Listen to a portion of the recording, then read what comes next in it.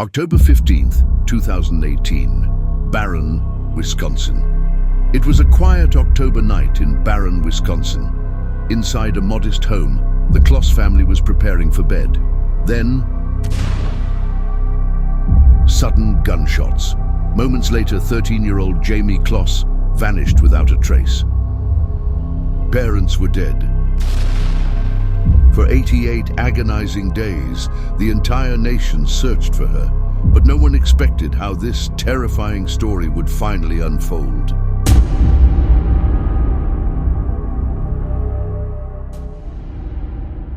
Barron, Wisconsin, was the kind of town many would describe as a safe place where everyone knew their neighbors.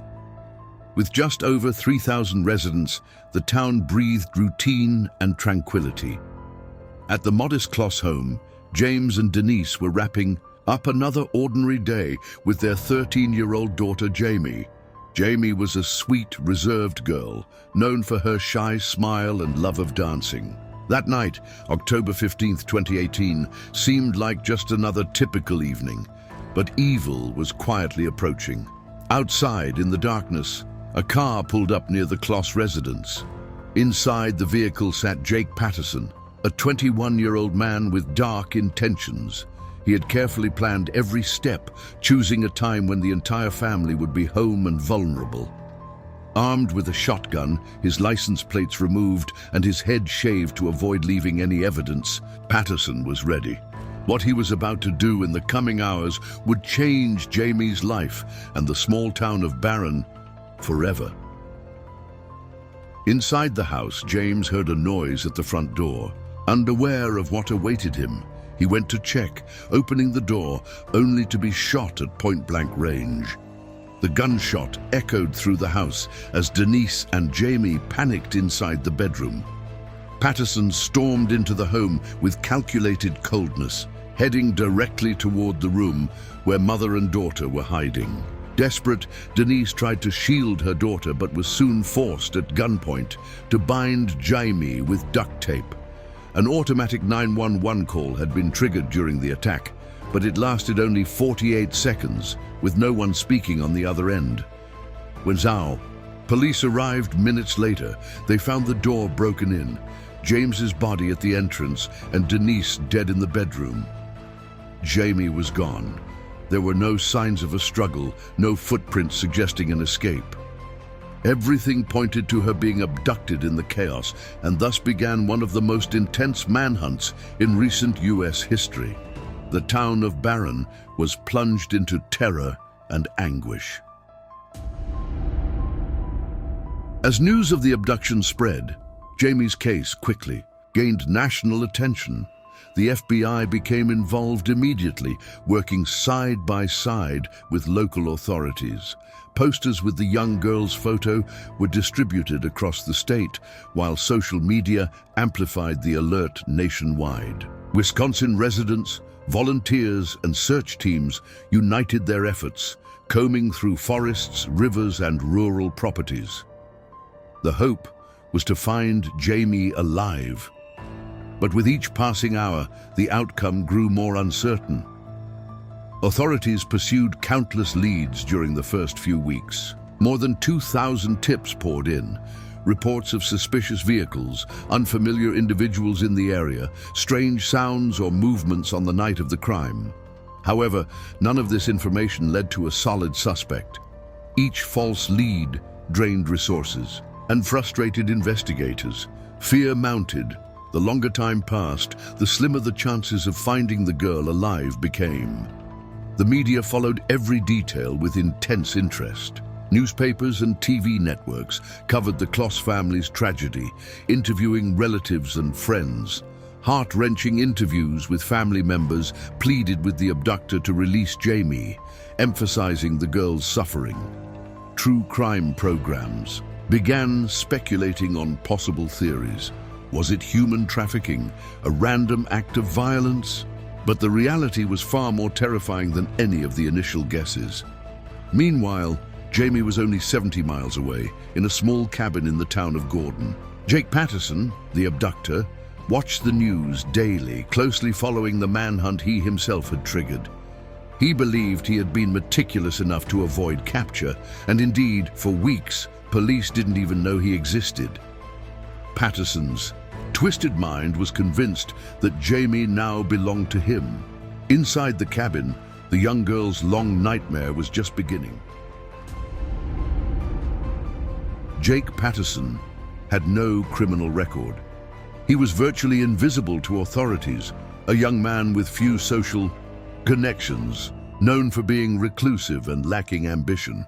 He lived alone in his father's small cabin, surrounded by dense forests, a perfect place to hide someone. He briefly worked in local factories, but never held a steady job. To the community, Patterson was just another aimless young man, but beneath the surface, he harbored deeply disturbing thoughts. Jayme wasn't a premeditated target. He spotted her by chance weeks earlier as she boarded her school bus. In that moment, he developed an irrational obsession, imagining a life with the young girl.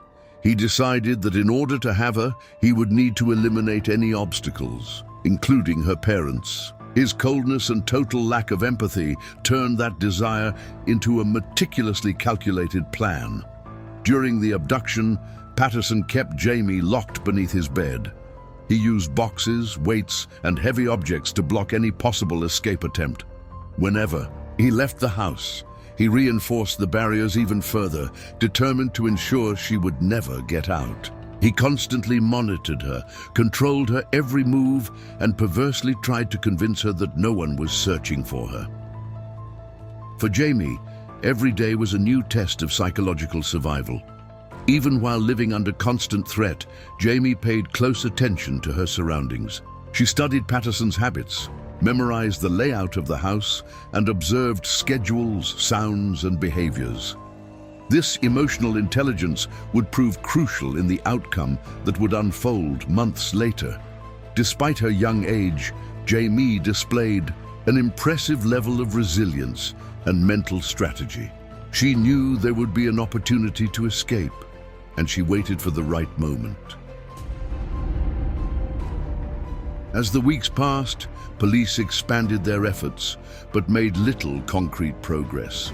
FBI experts created psychological profiles of the potential abductor, suggesting it was likely someone from the area, familiar with the region, and capable of hiding Jayme for an extended period. Authorities conducted interviews with over 1,500 people, but none of the leads pointed directly to Patterson. Frustration among investigators grew with each day without answers, while the media kept pressuring for updates. The people of Barron lived in a constant mix of grief, fear, and hope. Volunteer groups continued searching fields, frozen rivers, and nearby forests. Vigils were held, with residents holding candles and posters bearing Jayme's photo in a collective plea for justice and her safe return. Authorities also investigated the possibility of human trafficking, but no evidence supported that theory. Even with federal resources, drones, helicopters, and cutting-edge technology, Jayme's whereabouts remained a complete mystery. The total absence of any trail made one thing clear: the abductor had been extremely careful. Meanwhile, in the isolated cabin, Jayme continued living through the nightmare Patterson had forced upon her. He provided little food, kept her under constant surveillance, and threatened violence if she attempted to escape. Even in captivity, Jayme mentally recorded every detail of the house: the car model, outside sounds, objects inside the cabin. She noticed patterns in Patterson's comings and goings, which slowly fueled her hope of escaping one day. Her inner strength continued to grow silently. The FBI also began reviewing similar cases in the region, searching for any possible connection to Jayme's abduction. They analyzed recent arrests, firearm records, and individuals with domestic violence histories. Even so, Jake Patterson's name never surfaced. His anonymity protected him. This was one of the most agonizing aspects of the case. Police were unknowingly very far from identifying the real culprit. The net wasn't closing, and time was becoming the greatest enemy. But inside that cabin, Patterson's first critical mistake was beginning to emerge. overconfidence. Believing the case was cooling down, he gradually let his guard down. His trips into town became more frequent, and his obsessive surveillance of Jayme slightly eased. It was the start of an opening that weeks later would change everything. Resilient, Jayme waited for the exact moment when the monster would make his fatal mistake. In January 2019, after nearly 3 months in captivity, Patterson left the house to run some errands. This time, he didn't reinforce the usual barriers, believing that fear had fully taken control of Jayme. But the young girl, with remarkable courage, realized this would be her one real chance to escape. As soon as she heard the car drive away, she gathered all her strength. She removed the heavy objects, crawled out from her hiding place, and ran desperately, barefoot and lightly dressed in the middle of Wisconsin's winter. Jayme sprinted along the snow-covered dirt roads. Temperatures were below freezing, but fear and hope propelled her forward. After a few minutes of running, she spotted a woman walking her dog, Jeanne Nutter, a local resident. Without hesitation, Jayme called out for help, immediately identifying herself. In shock, Jeanne took her in and quickly brought her to a neighbor's house where they called the police. When the officers received the call, it was a mixture of relief and disbelief. After 88 days of uncertainty, Jayme was alive and safe. Within minutes, squad cars arrived and took her to the hospital for medical care and protection. Jayme fully cooperated with investigators from the start, providing crucial information about her abductor and the location of the cabin. Thanks to her statements, the manhunt for the monster moved quickly. Upon returning home and realizing she had escaped, Patterson tried to stay calm, but law enforcement was already closing in. He was located and arrested on the road without resistance, confessing everything during his first interrogation. What once seemed like an impossible case to solve was finally in the hands of justice. The entire country celebrated the miracle of Barron's survivor. At the police station, Jake Patterson confessed to the crime with chilling coldness. He revealed how he had planned every detail, following the school bus, studying the family's routines, and selecting the date to strike. His obsession with Jayme had developed instantly, without any prior connection to the Closs family. For him, eliminating her parents was simply a necessary step to capture the girl. Authorities were stunned by his complete lack of remorse. During interrogations, Patterson demonstrated a frightening level of psychological control.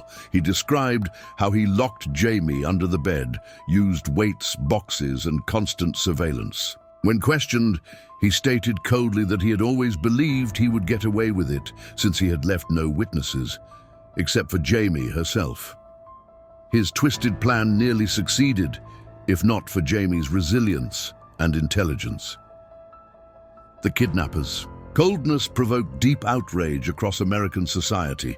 In court, Patterson pleaded guilty to the intentional murder of Jayme's parents and aggravated kidnapping. In May 2019, he was sentenced to life in prison without the possibility of parole.